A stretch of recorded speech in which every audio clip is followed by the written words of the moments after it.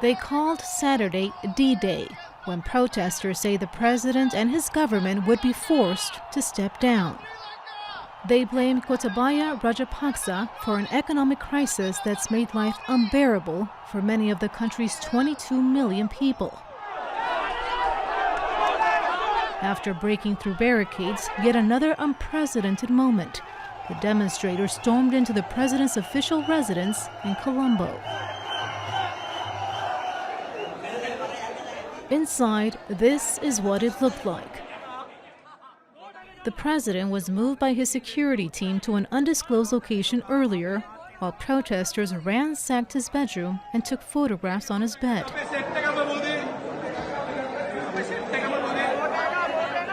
Within moments, the presidential pool, once reserved for the country's top leaders, appeared more like a community pool.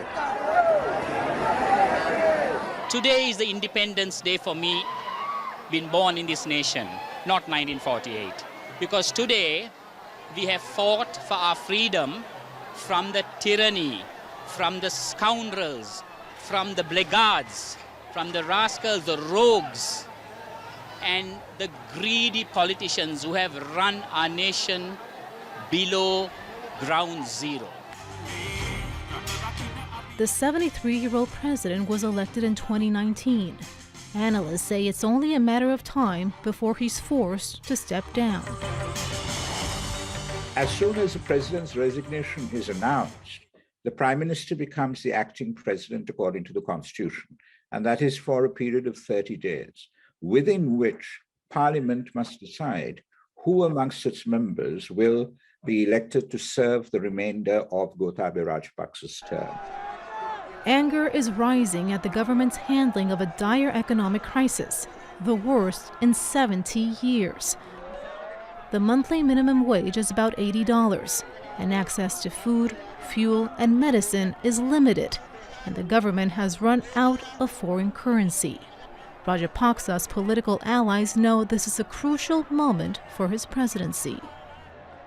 Because they want not only the president to go, they want the prime minister to go, they want the government to go. It is very ironic, that this is a government that came to power on the basis of nationalism, on the basis of the ethnic majority nationalism. They have been pushed out now. Smaller demonstrations held earlier this year had little impact. Now the frustration appears to have turned into a movement that can no longer be ignored. Katia Lopez-Alayan, Al Jazeera. And Manel Fernandez reports from Colombo. President Gotabaya Rajapaksa and his government had been put on notice that if he didn't go, that the whole of Sri Lanka would take to the streets, that would come and basically sit in until they saw his exit. As you can see behind me, the crowd, essentially in the far distance, the presidential secretariat, but tens of thousands of people still streaming in to Colombo in any way they can. On our drive here, we saw dozens of people on foot with backpacks, living around Colombo, even people who'd been walking from out of Colombo. We're also hearing that trains which had been sort of halted, people stormed railway stations and literally forced railway employees to put trains on the tracks and bring them into Colombo. And the one thing they say, that they are taking their country back. Today is the Independence Day for me, being born in this nation, not 1948. Because today we have fought for our freedom from the tyranny, from the scoundrels, from the blackguards, from the rascals, the rogues, and the greedy politicians who have run our nation below ground zero. And this is exactly what the government tried so hard to prevent, the thousands of people converging on the capital to urge the president and his government to go. They brought in a curfew. They had to remove it the next day. They essentially wanted the distribution of fuel. Whatever little stocks were available were frozen. Essentially, public transport was stopped, but people were not giving up. And if you look at the far background, the Sri Lankan flag flying high, the Rajapaksa regime, the government of Gotabaya Rajapaksa and his brother President Mahinda Rajapaksa were so sort of keen and strong to talk about nationalism. But the people here say this is the true spirit of Sri Lankans and they want their country back. And Manel Fernandez joins us live now on the phone. Hello there, Manel.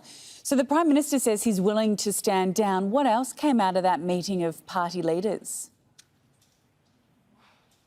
So from my sources, I hear that there was quite a lot of animated discussion. One of the things that had been discussed was the Go Gota campaign and essentially calls for Gotabaya Rajapaksa, the president, to step down came up.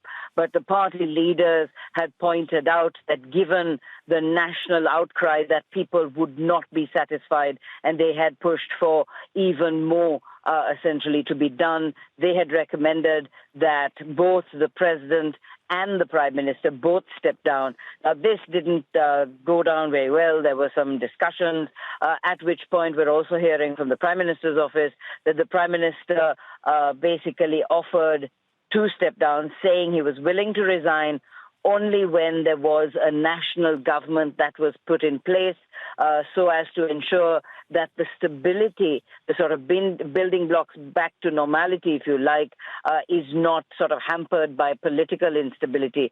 Now, that's not obviously to say how much instability all of this is causing, but again, obviously, the Prime Minister having said that he is willing to go, but obviously with some strong caveats. So the party leaders must now sort of discuss among themselves in terms of the formation of a national government, and that's where things stand at the moment. Manel, despite what the leaders have agreed on, will that actually be enough for protesters? Well, one of the things the protesters have said, and we heard this sort of repeated again and again out on the streets of Colombo today, is that they're not going to be shortchanged, they're not going to be hoodwinked any longer. So as much as this campaign has been waged for over 3 months, where they've been urging the president, then the prime minister to go home, and even when the prime minister at the time, Mahinda Rajapaksa, who is the president's elder brother, finally accepted the calls to resign and went, people were still saying that is not enough. So they kept pushing. They weren't happy, obviously, with Prime Minister Ranil Wickremesinghe, someone who had been voted out of parliament, unable to secure his own seat. And now the people are very, very clear. They say if this does not pan out as we have asked, and if this is all a sort of an attempt to pull wool over their eyes, they're not going to hesitate in marching on Colombo again. It almost seems that there is a certain political awakening. There is a certain awareness among the people that they have kind of put a full stop just to being sort of hoodwinked and strung along by their political leadership.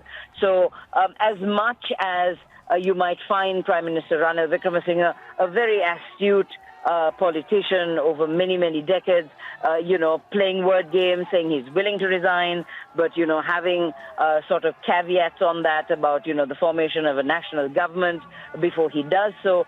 People's tolerance levels have pretty much reached 0 point. So they are obviously going to watch, they're going to see what happens, and they're going to actually push again if what they have been demanding does not come to fruition. Manel, you've spent most of the day out on the streets among the protesters. What's been the mood with demonstrators? I mean, we're seeing various scenes, some of them partying in a pool and then others on the street being fired with tear gas. Can you talk us through the makeup of the group? Yeah, it's all being sort of unfolding throughout the day today. As you said, the morning was quite tense because it began with people converging on Colombo. This, mind you, despite a host of government attempts to prevent that gathering, from curfew to stopping the issue of fuel to a lot of intimidation but people came. And then there was a standoff in terms of some entrance points or access points to that president's official residence.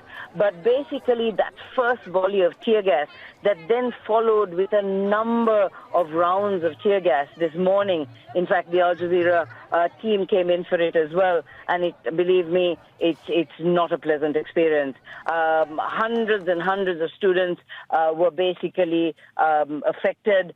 This happened actually when there wasn't a whole attempt at violence.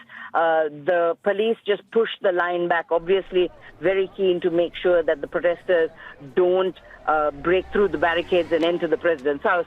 Ultimately, it came to nothing because, as you can see those pictures in the pool, all of those protesters just enjoying the fact that they had breached the president's security and done what they said they would do, that they would take the fight right to the president and make him go. And that is exactly what happened in terms of, at least physically, he had to be whisked away under escort as he fled the oncoming protesters. Now, there was a lot of anger among the protesters, lots of young people, a real mix of protesters coming out. And it's quite amazing in terms of the way they found their way to Colombo, given that there was no public transport. Most people had problems with fuel. I mean, they came in vehicle carriers, in lorries, on bicycle, on foot.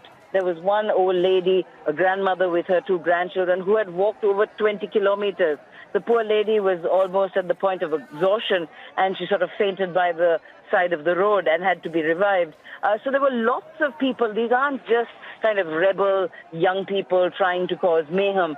This was people from all walks of life across the rainbow of Sri Lanka that had come to, put their sort of full stop on the Rajapaksa regime and the government that has basically brought Sri Lanka to its knees. Certainly a dynamic situation. We really appreciate you giving us that update. Manel Fernandez, live for us in Colombo. Thank you.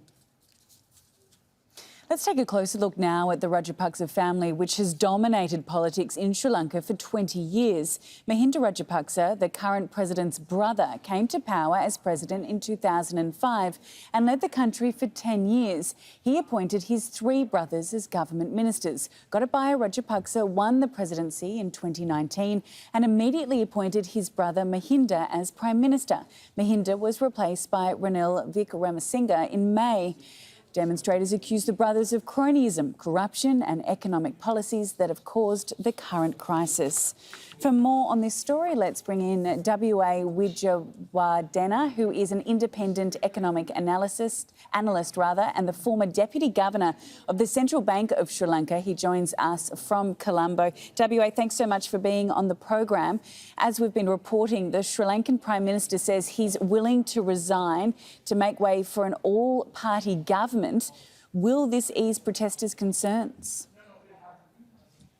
Well, of course, whatever the promises made by Prime Minister Ranil Wickremesinghe should be taken with a pinch of salt, because he had been famous for breaking his promises in the past.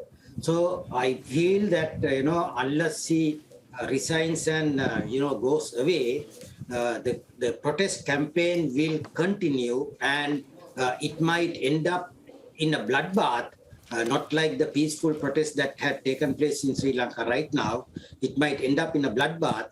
So to avoid that bloodbath, my view is that he should immediately step down and allow the party leaders to elect their own government right now. We haven't actually seen or heard from the president today. What is the alternative to a Rajapaksa government? Well, in terms of the constitution and as agreed by the party leaders who have met the speaker, they can actually appoint the Speaker of Parliament as the interim president. But he has to win a vote of confidence in Parliament, which is simply a simple majority, which is not difficult task for him to get. And then he will have to ask another MP to form a government, and that government will have to carry on for 6 months, providing relief to the members of the public and laying down the basic requirements to eliminate the current economic crisis, and also to enable the country to have another general election after 6 months' time, which would enable the country to elect its own government. So this is the timeline and the strategy that is being proposed by many people who have been engaged in the protest campaign now. The thing is, though, even if the government is replaced, there's no short-term solution to fix the economic woes of Sri Lanka, is there? And Sri Lankans are really facing fuel and food shortages for some time yet. Well, you are perfectly correct. Simply because we have an interim government of all political parties doesn't mean that Sri Lanka would be able to resolve all the acute economic issues that we are facing today. Specifically, we don't have any foreign exchange with the Central Bank of Sri Lanka. And as a result, Sri Lanka is unable to maintain the minimum import program, which includes the importation of fuel, cooking gas, medicines, food items, inputs for industries and so forth. So there will be a very difficult time period for Sri Lankans in the next 2 to 3 months time period. But what it means is that given the complexity and the acuteness of the current economic crisis, my guess is that all of us will have to make the supreme sacrifice. We'll have to actually change our present modern lifestyles. We have to change, we have to become, very altruistic people in the country. We have to work for nothing. So likewise, lots of demands are to be made of the people in Sri Lanka to enable the country to come out of the present crisis. You're in Colombo at the moment. What's it like personally living there? How can you carry out your daily tasks? Are you able to go to the petrol station? Are you able to get the food that you need? Well, of course, I stood in the petrol queue for 4 days in order to get a first-hand experience of, what it feels like. 3 days it was in vain because the bouncers didn't come with petrol. On the 4th day, I put my vehicle to the queue at 3 o'clock in the morning, but the bouncer came only at 9 o'clock in the night. And by the time I went home, it was around 11 o'clock. But I had lots of experience with the people who stood there in the queue, and the agony and the difficulties that these people are going through, I actually experienced myself. Right now, I don't use my car because I was given only 20 liters of petrol, which is not sufficient for me to use my car. I have kept it as a reserve for an emergency. I either walk or use public transport whenever they are available to move from one place to another. Now, these are the type of life that we are living in Sri Lanka today, in Colombo. Well, we really appreciate your insights. Thank you very much. W.A. Wiji Wadena, an independent economic analyst. Thank you for your time. You are welcome.